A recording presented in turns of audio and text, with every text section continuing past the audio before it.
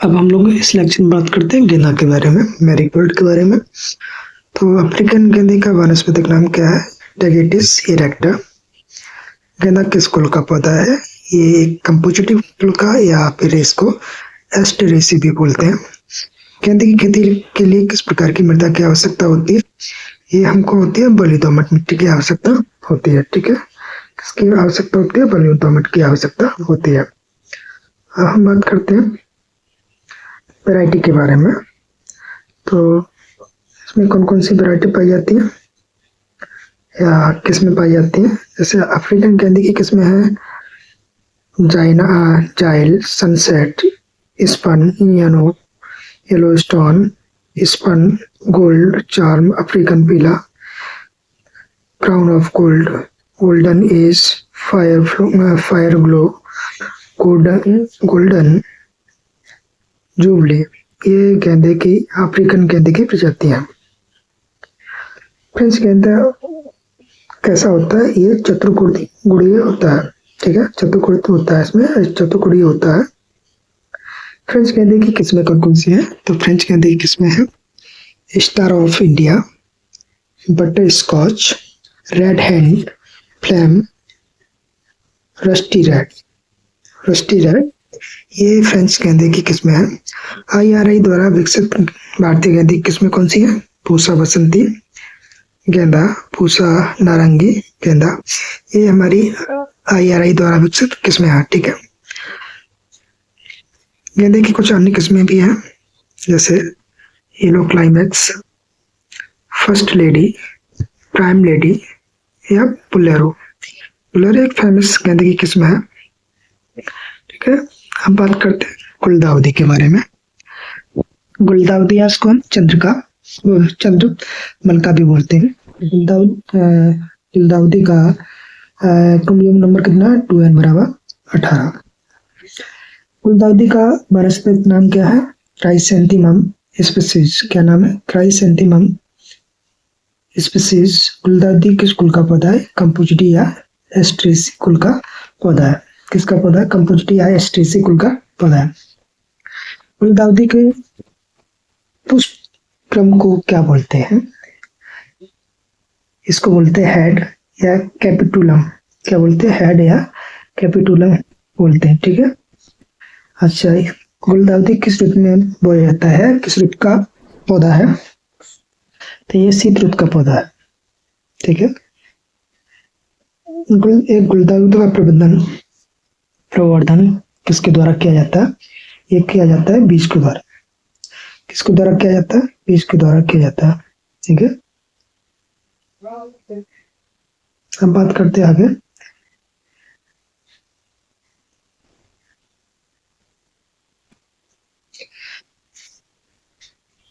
बहुवर्षीय गुलदाउदी का प्रबंधन किसके द्वारा किया जाता है?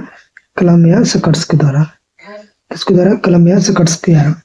गुलदाउदी की किस्में हैं डायना, राखी, इंदिरा, बसंती, बीरबल साहनी, रेड गोल्ड या अप्सरा। ये जो है गुलदाउदी की प्रमुख किस्में हैं। ठीक है, गुलदाउदी किस देश का राष्ट्रीय फूल माना जाता है? ये गुलदाउदी जो है ये जापान में उगते हुए सूर्य का देश से बोलते हैं, जापान का माना जाता है। ठीक है, अब हम बात करते हैं आगे। गुलदाउदी में कौन सी कर्षण क्रियाएं की जाती हैं? ये पिचिंग की या डिसबर्डिंग की क्रिया की जाती है। पिचिंग या डिसबर्डिंग की क्रिया की जाती है। कौन से सूत्रक्रम को गेंदा दूर भगाता है? कौन से सूत्रक्रम को गेंदा दूर भगाता है? मेलोडो गायनी स्पीसीज। मेलोडोगाइनी स्पीसीज को जो है सूत्रक्रम को गेंदा दूर भगाता है। अब बात करते हैं ग्लेडियोलस। ठीक है, किसके बारे में बात करते हैं? ग्लेडियोलस के बारे में। तो ग्लेडियोलस का वानस्पतिक नाम क्या है? Gladiolus species. ठीक है, ये किस कुल का पौधा है? ये इरेटेसी कुल का पौधा है। ठीक है, अब बात करते हैं ग्लेडियोलस किस जलवायु का पौधा है? ये शीतोष्ण जलवायु का पौधा है। किस जलवायु का पौधा है? शीतोष्ण जलवायु का पौधा है। ठीक है, अच्छा, अब हम आगे बात करते हैं ग्लेड ड्यूलिस का प्रबंधन किसके माध्यम से किया जाता है? ये घनकंद के माध्यम से किया जाता है, मतलब घनकंद द्वारा भी किया जाता है ग्लेडियोलस का प्रबंधन। ठीक है, अब हम लोग आगे बढ़ते हैं। आगे है इसकी किस्में कौन कौन सी हैं? ग्लेडियोलस की किस्में कौन कौन सी हैं? Priyadarshini, happy and, Suchitra, friendship. ये किसकी है? ग्लेडियोलस की प्रमुख किस्में हैं। ठीक है, अब हम बात करते हैं मोगरा के बारे में। मोगरा को हम चमेली भी कहते हैं। मोगरा का या चमेली का वानस्पतिक नाम क्या है? जैस्मिनम ऑफिसिनेलम। जैस्मिनम ऑफिसिनेल चमेली का वानस्पतिक नाम है। मोगरा का वानस्पतिक नाम क्या है? जैस्मिनम चैम्बैक। मोगरा का वानस्पतिक नाम क्या है? जैस्मिन चैम्बैक।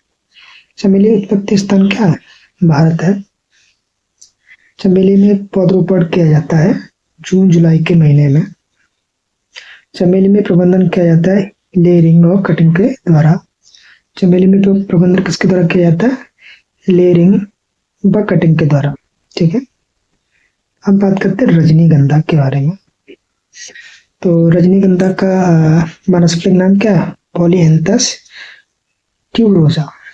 पॉलीहेंथस ट्यूबरोसा का वानस्पतिक नाम है। किस कुल का पौधा है? ये एमेरिल्डेसी कुल का पौधा है।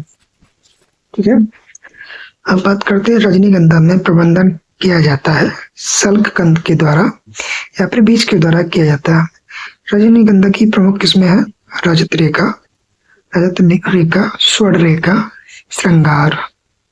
रजनीगंधा की प्रमुख किस्में कौन कौन सी है? रजत रेखा, स्वर्ण रेखा, श्रृंगार, इसकी प्रमुख किस्में हैं। अब हम लोग बात करते हैं इंस्टीट्यूट और कहाँ लोकेशन है, मतलब कहाँ लोकेटेड है, उनके बारे में। तो सबसे पहला है CISH, है ना। CISH का फुल फॉर्म होता है सेंट्रल इंस्टीट्यूट ऑफ सब ट्रॉपिकल हॉर्टिकल्चर, है ना। ये कहाँ लोकेटेड है? ये लखनऊ में लोकेटेड है। CITH की फुल फॉर्म है central institute of temperate horticulture. ये हमारा श्रीनगर में स्थित है। ठीक है, अब बात करते हैं CRI। तो इसकी फुल फॉर्म है central tuber crop research institute. ये त्रिपुरम में, ये केरल में स्थित है। ठीक है, अब बात करते हैं CRI central plantation crop research institute. ये कहाँ है? कासरगोड केरल में। कासरगोड केरल में। ठीक है, CPRI यानी कि सेंट्रल पोटैटो रिसर्च इंस्टीट्यूट कहाँ स्थित है? कुफरी शिमला में। सेंट्रल पोटैटो रिसर्च इंस्टीट्यूट कहाँ स्थित है? कुफरी शिमला में, हिमाचल प्रदेश में। हम बात करते हैं IIHR का Indian institute of horticulture research. ये बेंगलोर में स्थित है। कहाँ? कर्नाटका में। ठीक है, अब बात करते हैं हम IISR के बारे में, Indian institute of spices research, Calicut Kerala में स्थित है। अब बात करते हैं आगे CIAH। इसका फुल फॉर्म है central institute of arid horticulture. ठीक है, ये बीकानेर राजस्थान में स्थित है। अब बात करते हैं NRCC की फुल फॉर्म है national research centre for citrus, national research centre for citrus, NRCC located है नागपुर महाराष्ट्र में। कहाँ स्थित है? नागपुर महाराष्ट्र में। अब बात करते हैं NRGC, NRGC का फॉर्म है national research centre for crop, for grapes, grape मतलब अंगूर। ये पुणे महाराष्ट्र में कहाँ स्थित है? पुणे महाराष्ट्र में स्थित है। अब बात करते हैं NRCP, CMAP, NRCMAP का फुल फॉर्म है national research centre for medicinal and aromatic plant. तो ये कहाँ, ये हमारा है आनंद, गुजरात में, ठीक है। अच्छा, NRCOG, national research centre for onion and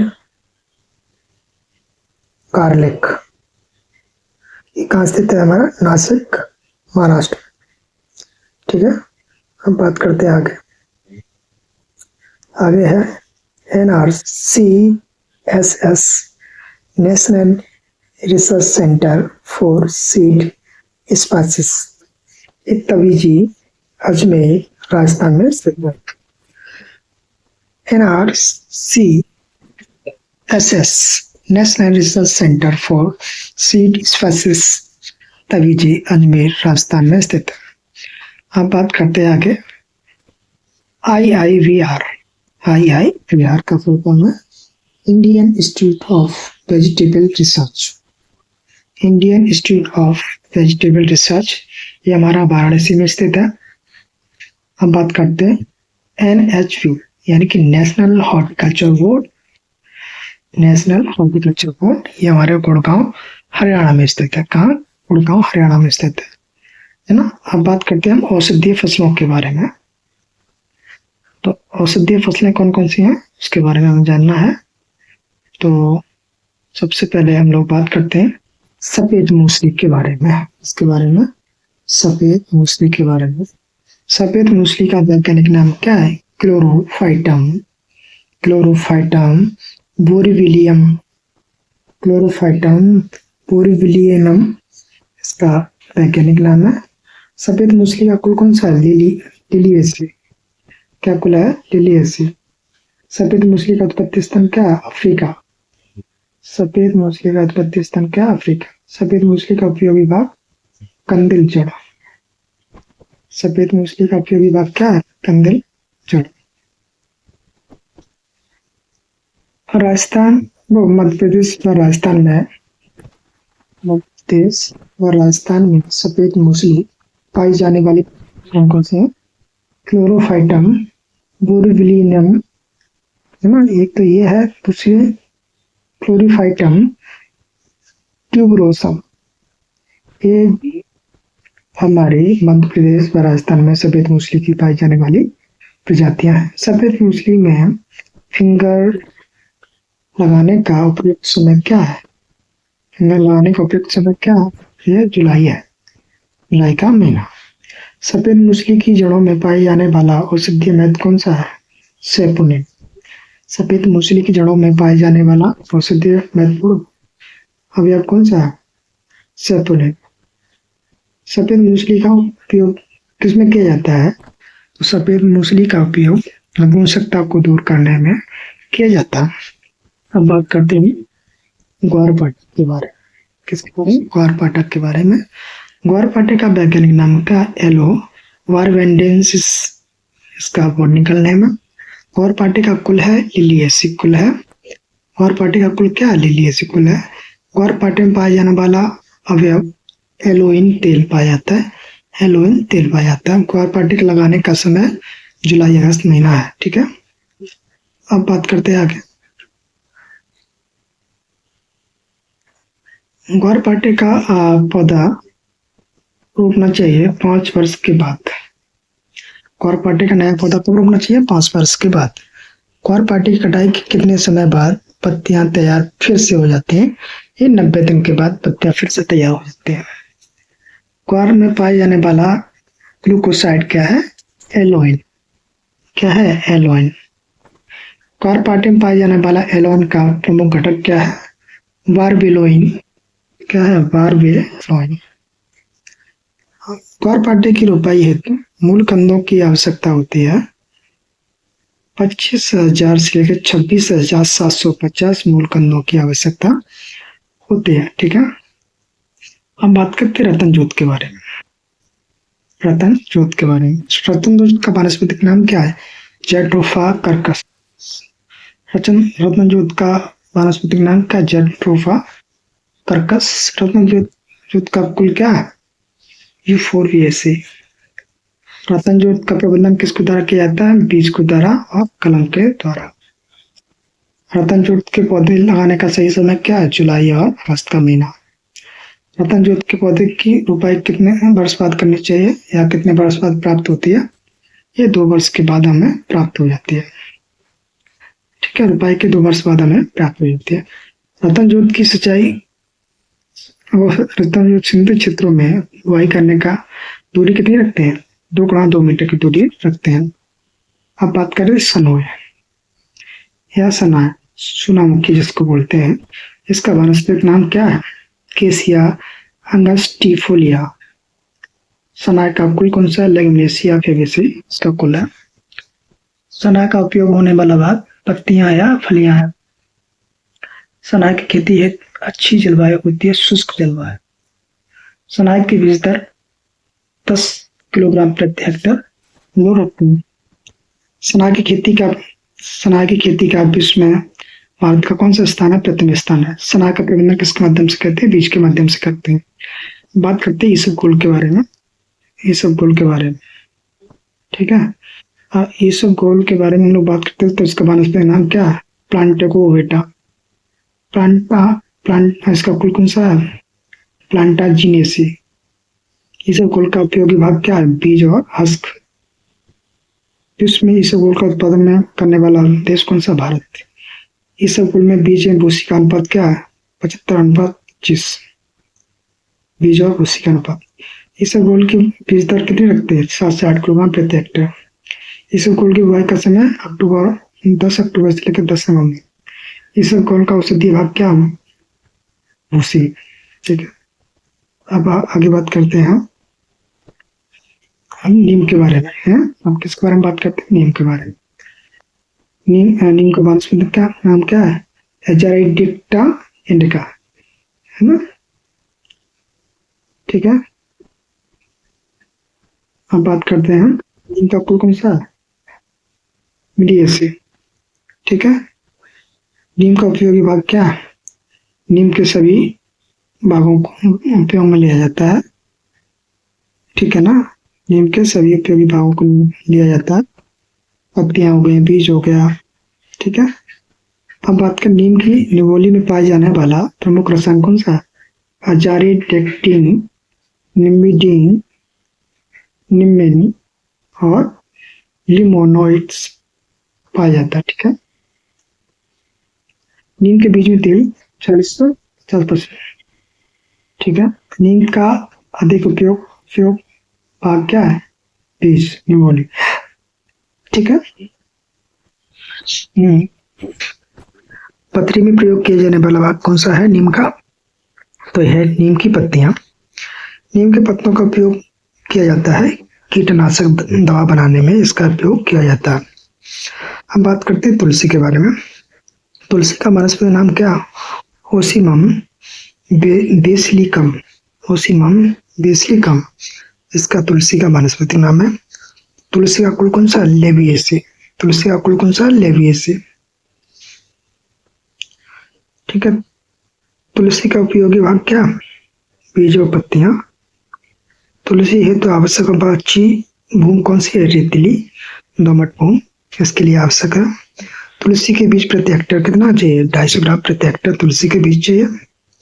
तुलसी की बुआई का समय जुलाई और अगस्त का महीना है। तुलसी की बुआई के कतार से कतार की दूरी 45x45 रखते हैं।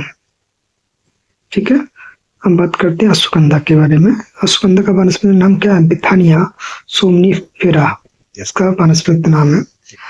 ये सोलनेसी कुल का है। अश्वगंधा उपयोगी भाग क्या? जड़ है। अश्वगंधा में पाया जाने वाला अवयव पिथेनिन सोमनीफेरा इसमें पाया जाने वाला उपयोगी भाग है। अश्वगंधा की बीज दर 8 से 10 किलोग्राम प्रति हेक्टेयर इसकी बीज दर है। ठीक है, अब बात करते हैं आगे।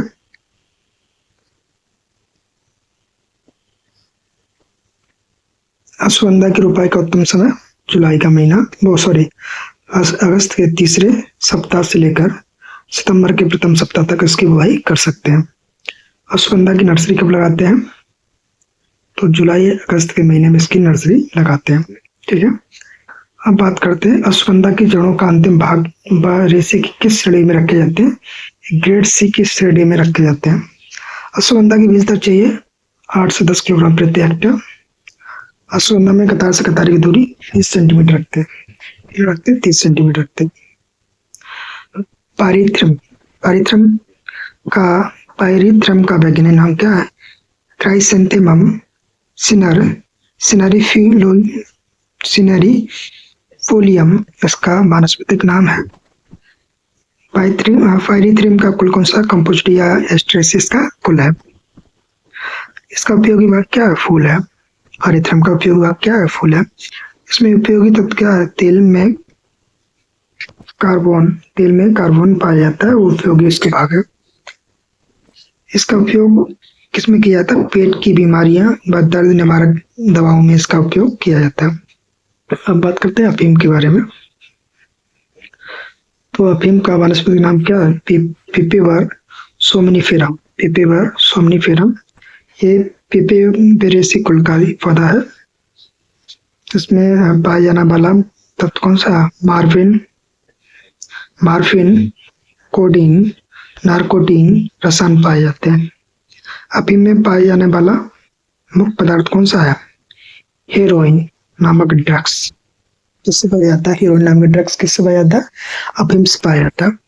अफीम से किया जाता है, मतलब अफीम का किसमें उपयोग किया जाता है? दर्द निवारक दवा बनाने में, ल्यूकेशिया का उपचार करने में।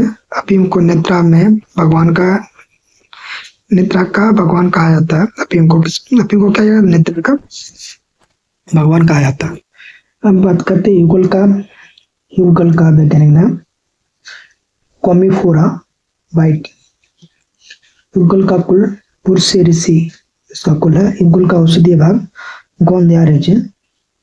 युगल का मुख्य उपयोग भाग मोटापे को घटाना, मुख्य उपयोग किया जाता है मोटापे को घटाने में। युगल पाया जाता है या लगाया जाता है बीज के द्वारा, कलम के द्वारा। युगल के पौधों में गोंद कितने वर्ष तक निकाला जा सकता है? ये लगभग 5 वर्ष तक निकाला जा सकता है, 4 से 5 वर्ष। युगल के पौधे से एक बार में गोंद कितना प्राप्त किया जाता है? प्राप्त किया जाता है 100 से 125 ग्राम गोंद प्राप्त किया जाता है एक पौधे से। अब बात करते हैं सर्पकंदे के बारे में। सर्पकंदा का वैज्ञानिक नाम क्या है? राउफुलिया सर्पेंटिना। ठीक है, सर्पकंदे का कुल कौन सा है? सेपोसाइनेसी सर्पकंदा का कुल है। सर्पकंदे का उपयोगी भाग सूखी जड़ होता है। अश्वगंधा में औषधीय तत्व पाया जाता है सर्मेंटाइन, रिसरपाइन, इसमें औषधीय गुण पाया जाता है। अब बात करते हैं फल पर्यवेक्षण एवं विविध सिद्धांत के बारे में कि फल को पर्यवेक्षण करने के लिए कौन कौन से प्रिजर्वेशन किए जाते हैं। तो पहला है निर्जमीकरण, स्टेराइजेशन। सूक्ष्म जीवों को खत्म करने के लिए फल एवं सब्जियों को 100 डिग्री सेल्सियस पे या इससे अधिक तापमान पर गर्म करना निर्जमीकरण कहलाता है। निर्जमीकरण में हानिकारक और लाभदायक दोनों प्रकार के जीवाणुओं को नष्ट या खत्म किया जा सकता है या जाता है। ठीक है,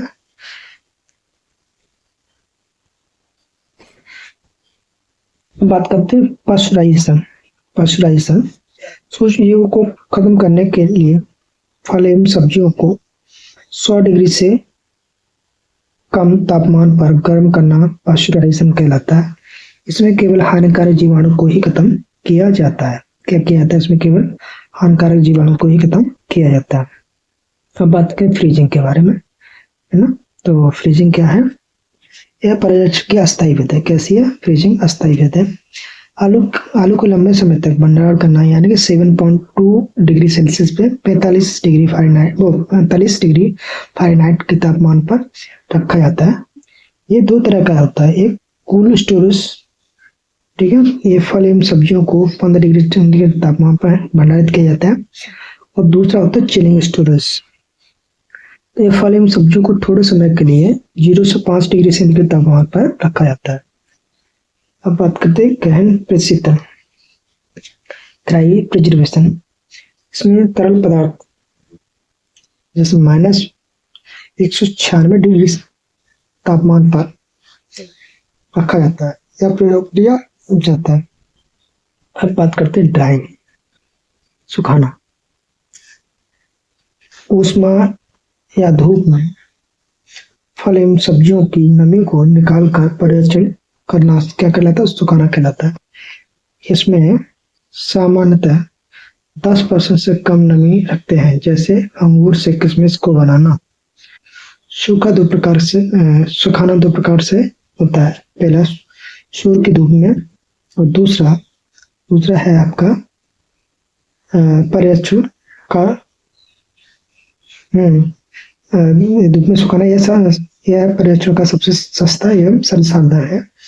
फल एवं सब्जियों को काटकर धूप में सुखाना ये बहुत ईजी है। दूसरा है आपका डिहाइड्रेटर। डिहाइड्रेटर में क्या करते हैं? फल एवं सब्जियों को बंद वातावरण में एक निश्चित तापमान पर सुखाते हैं या रखते हैं। इसमें सुखाए गए पदार्थ सूर्य की धूप की अपेक्षा अधिक गुणवत्तापूर्वक एवं स्वादिष्ट होते हैं। प्रसारण ऑस्मोसिस के द्वारा परिरक्षण, इसमें चीनी का इस्तेमाल करते हैं, नमक का इस्तेमाल करते हैं और तेल का इस्तेमाल करते हैं, है ना। तो पहले चीनी के बारे में देखते हैं। चीनी द्वारा शर्करा 65 से 70% सांद्रता परिचलन का काम में लेते हैं, ठीक है। ऑस्मोसिस या प्रसारण के द्वारा फल को प्रिजर्वेशन करना, जैसे मुरब्बा है, जेली है, जैम है, मार्मलेड है, आदि पदार्थों का परिरक्षण किया जाता है। दूसरा है नमक। नमक में क्या करते हैं? 15 से 25% नमक की सांद्रता द्वारा परिरक्षण करते हैं, जैसे अचार में 15% नमक की सांद्रता रखते हैं। तेल, ऑयल, अचार को तेल तथा एवं नमक द्वारा परिरक्षित किया जा सकता है। अगला है सिरका। सिरका के द्वारा यह एसिटिक एसिड होता है जो बैक्टीरिया एवं खमीर की वृद्धि को रोकता है, ठीक है। इसकी 2 से 3 प्रतिशत की मात्रा काम में लेते हैं, ठीक है। अब बात करें रसायन के द्वारा परिरक्षण करना। तो पहला क्या है? अब बात करते हैं रसायनों के द्वारा परिरक्षण करना। इसमें पोटेशियम मेटाबाइसल्फेट का इस्तेमाल करते हैं, KMS के द्वारा हम इसको फलों का परिरक्षण करते हैं।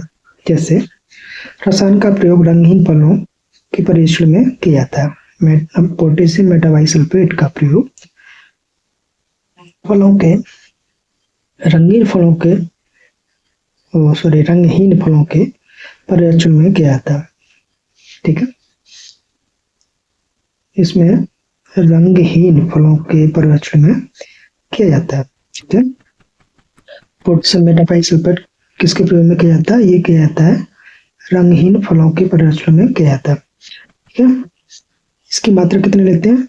350 से 500 ppm, या फिर परसेंटेज में बात करें तो 0.03 से लेकर 0.05% की मात्रा काम में लेते हैं, ठीक है। क्योंकि इसमें उपस्थित पोटेशियम फलों के रस का रंग बढ़ा देता है, इसलिए रंगीन फलों में पोटेशियम मेटाबाइसल्फेट का प्रयोग करते हैं। पोटेशियम मेटाबाइसल्फेट में SO2 के परिरक्षण के लिए उत्तरदायी होता है। अब बात करें सोडियम बेंजोएट के बारे में। तो सोडियम बेंजोएट की मात्रा कितनी लेते हैं? 700 ppm की मात्रा लेते हैं। यहाँ पे 0.07% की मात्रा हम काम में लेते हैं। यह मुख्यतः खमीर को नष्ट करने के काम में आता है, ठीक है। अब हम अगला बात करते हैं सोडियम बेंजोएट में उपस्थित बेंजोइक एसिड पर्यवेक्षण के लिए उत्तरदायी होता है। ठीक है, ये कम अम्लीय रंगीन फलों के पर्यवेक्षण में काम में लेते हैं। ठीक है, जैसे टमाटर से केचप बनाना, सॉस बनाना, चटनी बनाना आदि के पर्यवेक्षण में सोडियम बेंजोएट का प्रयोग करते हैं किण्वन के द्वारा। किण्वन में एंजाइम्स और सूक्ष्म जीवों की उपस्थिति में शर्करा वाले पदार्थों का अपघटन होता है। इसमें मुख्यतः एल्कोहलिक किण्वन प्रमुख रूप से भूमिका निभाता है, जैसे शराब युक्त पदार्थों का 7 से 20% एल्कोहल परिरक्षण काम करते। ठीक है, आरोग्यता एसेप्सिस खाद्य पदार्थों में सूक्ष्म जीवों को आगमन को रोकना एसेप्सिस कहलाता है। ठीक है, एंटीऑक्सीडेंट्स सामान्यतः फल एवं सब्जियां ऑक्सीकरण द्वारा खराब हो जाती है। किसके द्वारा खराब हो जाती है? ऑक्सीकरण के द्वारा। इसलिए इसके एंटीऑक्सीडेंट्स जैसे विटामिन सी, एस्कॉर्बिक एसिड प्रयोग में पर्यवेक्षण में काम करते हैं विकिरण के द्वारा। खाद्य पदार्थ के पर्यवेक्षण में साधारणतः गामा किरणों का प्रयोग करते हैं। किसका करते हैं? गामा किरणों का प्रयोग करते हैं। इसके लिए निर्जमीकरण विधि भी काम में लेते हैं, कोल्ड एस्टेराइज।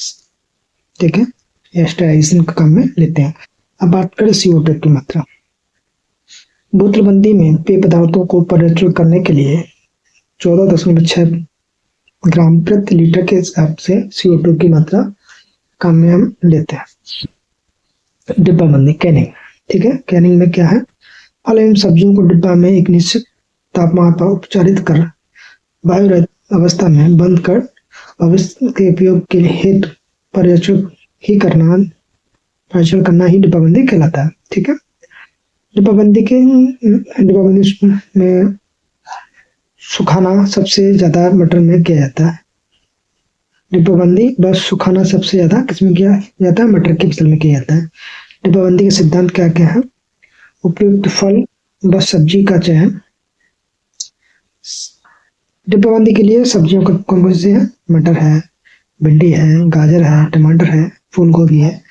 ये डिब्बाबंदी के लिए प्रयोग किया जाता है। डिब्बाबंदी के लिए फल में अंगूर है, स्ट्रॉबेरी है, केला, अनानास, लीची, आम आदि जो है हम प्रयोग करते हैं।